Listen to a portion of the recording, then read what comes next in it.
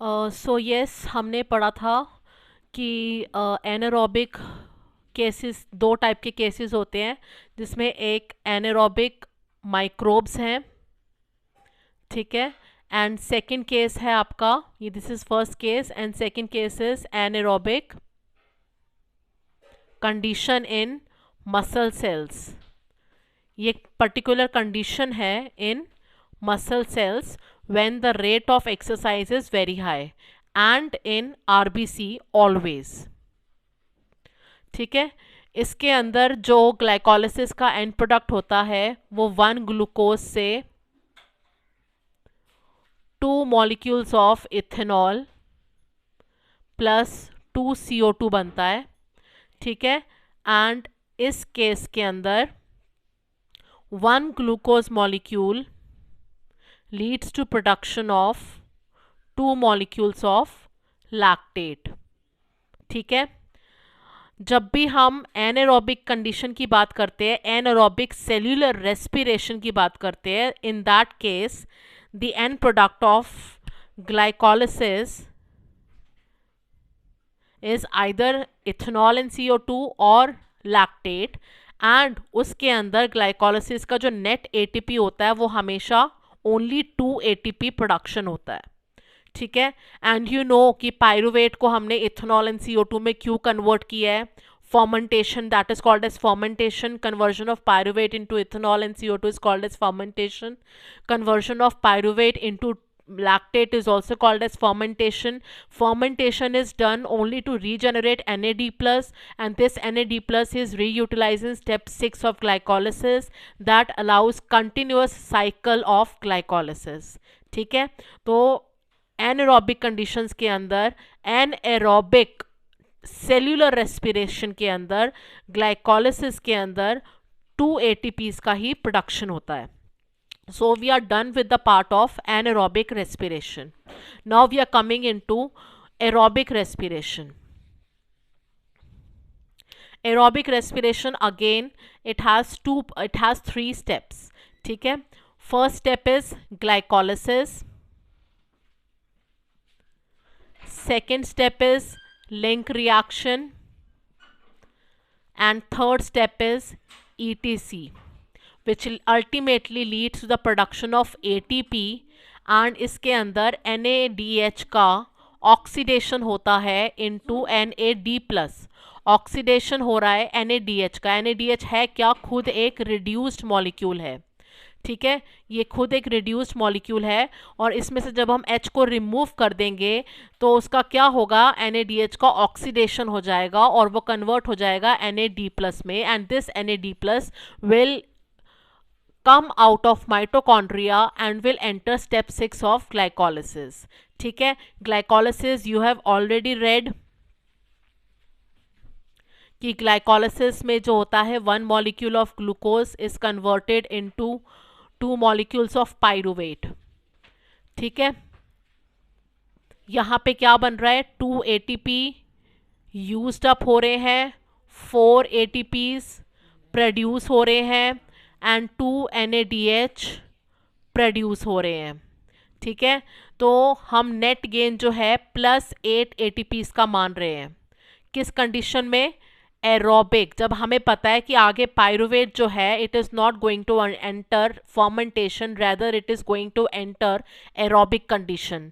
तो aerobic cellular respiration के अंदर the end product of glucose is pyruvate, ठीक है। दिस होल प्रोसेस जो हो रहा है आपका, ये ग्लाइकोलिसिस का, ये हो रहा है साइटोप्लाज्म के अंदर, ठीक है। पायरुवेट कहाँ बन रहा है? साइटोप्लाज्म के अंदर। Now this pyruvate will enter into mitochondria,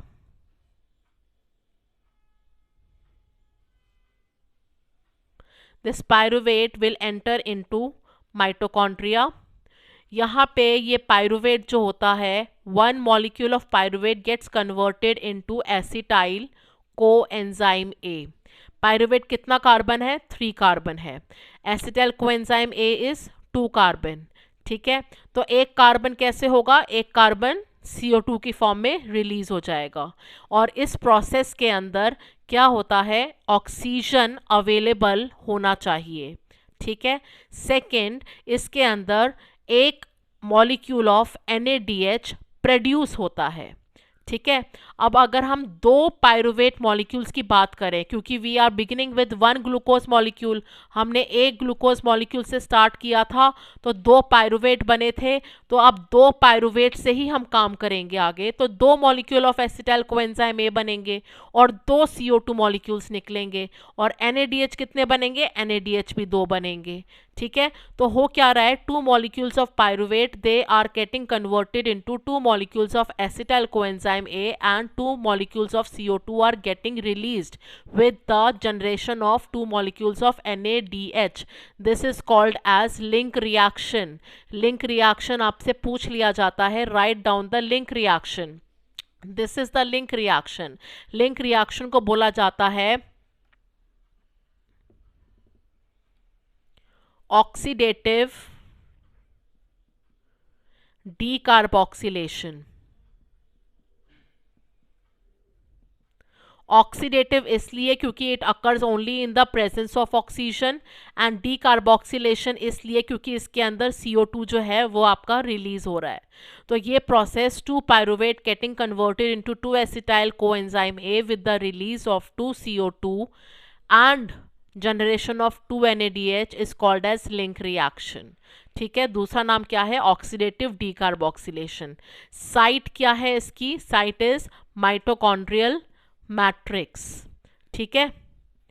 अब देखो, दो NaDH साइटोप्लाज्म में बने थे, दो NaDH हमारे माइटोकॉन्ड्रिया के अंदर बन चुके हैं। ठीक है। तो लिंक रिएक्शन में हमारा क्या बना है, लिंक रिएक्शन के अंदर हमारे +2 NaDH हुए हैं। ठीक है। +2 NaDH मतलब 2 × 3 ATP, 2 × 3 ATP मतलब कितना, 6 ATP। तो अभी तक 8 ATP हमारे बन चुके हैं किसके अंदर, ग्लाइकोलिसिस में, एंड 6 ATP हमारे बन चुके हैं लिंक रिएक्शन में। तो टोटल अभी हमारे पास हो गए हैं 14 ATP। ठीक है। ये बात कर रहे हैं हम एरोबिक रेस्पिरेशन। एरोबिक रेस्पिरेशन मतलब one glucose is getting converted into 2 pyruvate via glycolysis, then that pyruvate molecule जो कि बना था साइटोप्लाज्म के अंदर, वो एंटर करता है माइटोकॉन्ड्रिया के अंदर और बनाता है acetyl coenzyme A. This is called as link reaction. इसके अंदर दो NaDH मॉलिक्यूल्स बनते हैं बिकॉज ये दो बार रिएक्शन होता है, because we are taking 2 pyruvate molecules. ठीक है। अब थर्ड स्टेप जो है आपका ETC से पहले आता है आपका TCA साइकिल। ये भी आपका माइटोकॉन्ड्रिया के अंदर हो रहा है। अब मैं माइटोकॉन्ड्रिया बना रही हूं खाली।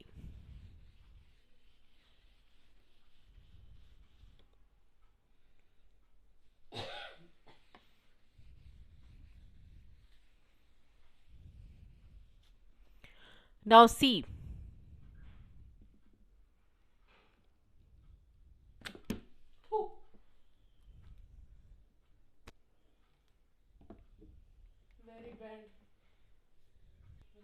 so this is mitochondria। ठीक है। मैंने यहाँ पे दिखाया कि पायरुवेट बना था आपका, दो पायरुवेट बने थे आपके साइटोप्लाज्म के अंदर। ठीक है। साइटोप्लाज्म से आपके दो पायरुवेट मॉलिक्यूल्स माइटोकॉन्ड्रिया के अंदर एंटर हो गए। ठीक है। अब ये पायरुवेट मॉलिक्यूल्स जो हैं, इन्होंने क्या किया, 2 मॉलिक्यूल्स ऑफ एसिटाइल कोएंजाइम ए बनाया। ठीक है। एक एसिटाइल कोएंजाइम एक यहाँ पे दिखा देते हैं और एक एसिटाइल कोएंजाइम ए यहाँ पे दिखा देते हैं। नाउ व्हाट हैपन्स इज, इसके अंदर एक NaDH आपका प्रोड्यूस हुआ था और हमने बात करी थी कि आपका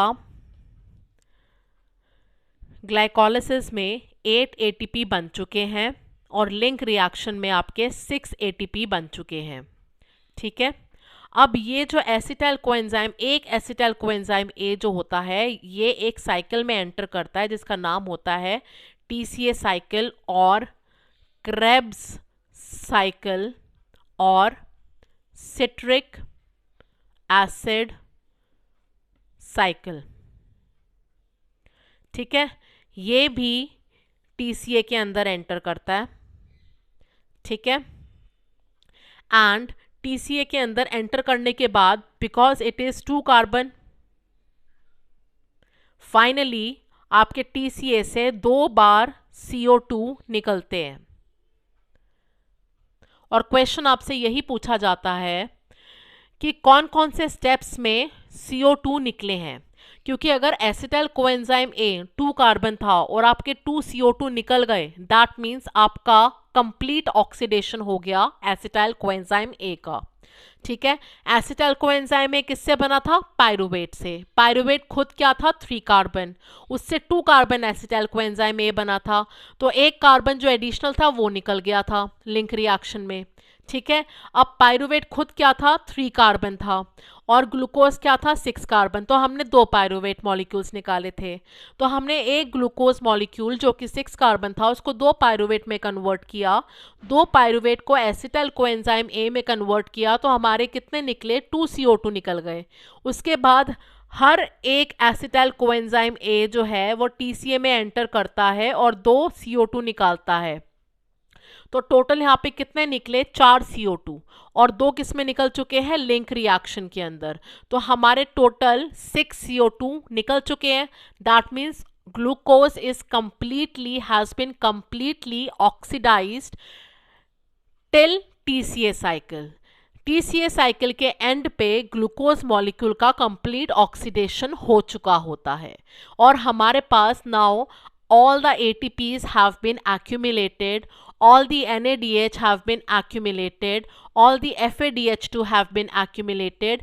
Now the next step is कि हम एक NADH से 3 ATP बनाने हैं और NAD प्लस को रीजनरेट करना है। साथ में हमें FADH2 भी मॉलिक्यूल बनता है जिससे हमें 2 ATPs बनाने हैं। मैंने आपको बताया था याद रखने के लिए कि 1 NADH जो होता है उससे 3 ATP बनते हैं, एंड 1 FADH2 से 2 ATPs बनते हैं।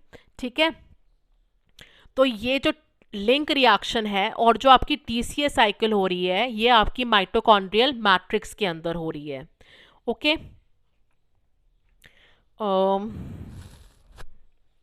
अब हम एक काम करते हैं, TCA साइकिल को देखते हैं। TCA साइकिल वाला पेज आप मेरे नोट्स में निकाल सकते हो।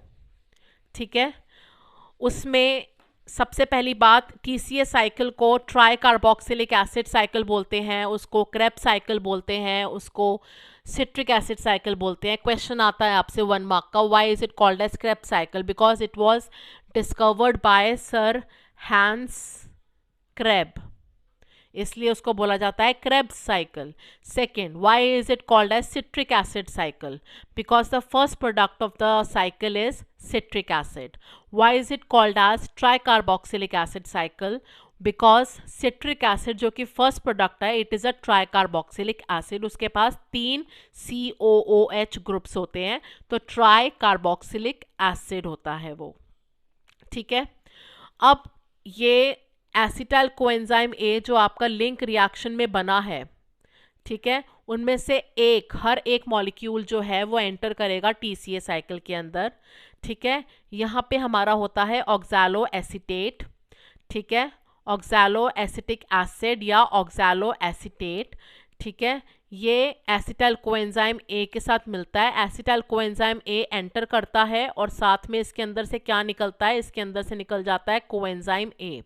ठीक है, और यहाँ पे हमारा जो फर्स्ट स्टेप है उसका एंड प्रोडक्ट क्या होगा? Citric acid. सिट्रिक एसिड फिर आपका बनाता है सिस एकोनिटेट, उसके बाद बनता है आपका आइसोसिट्रेट,